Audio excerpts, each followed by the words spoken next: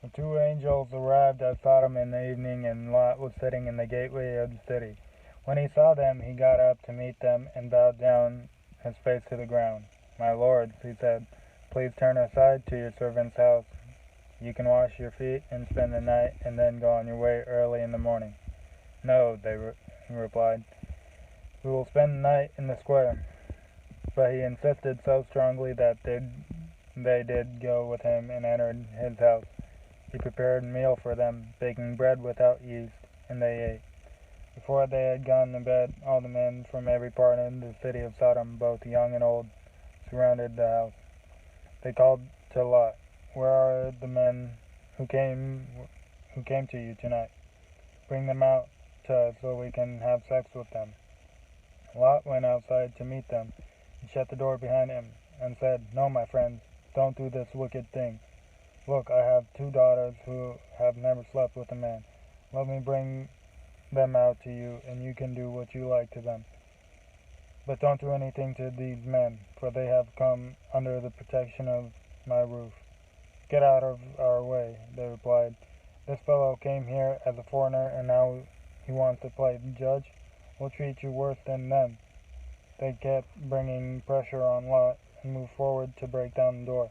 But the men inside reached out and pulled Lot back into the house and shut the door. Then they struck the men who were at the door of the house, young and old, with blindness so that they could not find the door. The two men said to Lot, "Do you have anyone else here, sons-in-laws, sons or daughters, or anyone else in the city who belongs to you? Get them out of here, because we are going to destroy this place. The outcry of the Lord against the people is so great that he has sent us to destroy it." So Lot went out and spoke to his sons-in-law who were pledged to marry his daughters. He said, "Hurry and get out of this place, because the Lord is about to destroy the city." But his sons-in-law thought he was joking. With the coming of dawn, the angels urged Lot, saying, "Hurry, take your wife and your two daughters who are here, or you will be swept away when the city is punished."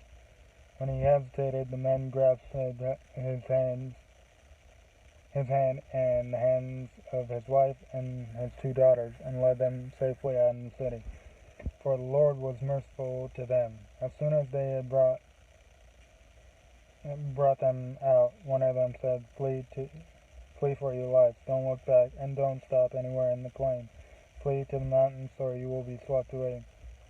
But Lot said to them, "No, my lord, please. Your servant has found favor in your eyes, and you have shown great kindness to me in sparing my life, but I can't flee to the mountains. This disaster will overtake me, and I'll die. Look, here is a town near enough to run to, and it is small. Let me flee to it. It is very small, isn't it? Then my life will be spared." He said to him, "Very well. I will grant you this request, too. I will not overthrow the town you speak of, but flee there quickly, because I cannot do anything until you reach it." That is why the town is called Zor. By the time Lot reached Zor, the sun had risen over the land, and the Lord rained down burning sulfur on Sodom and Gomorrah from the Lord out of the heavens. Thus he overthrew those cities, and the entire plain, destroying all those living in the cities, and also the vegetation in the land. But Lot's wife looked back, and she became a pillar of salt. Early the next morning Abraham got up and returned to the place where he had stood before the Lord. He looked down towards Sodom and Gomorrah, towards all the land of the plain, and he saw dense smoke rising from the land, like smoke from a furnace. So when God destroyed the cities of the plain, he remembered Abraham, and he brought Lot out of the catastrophe that overthrew the cities where Lot had lived. Lot and his two daughters left Zor and settled in the mountains, for he was afraid to stay in Zor. He and his two daughters lived in a cave. One day the older daughter said to the younger, "Our father is old, and there is no man around here to give us children, as is the custom all over the earth.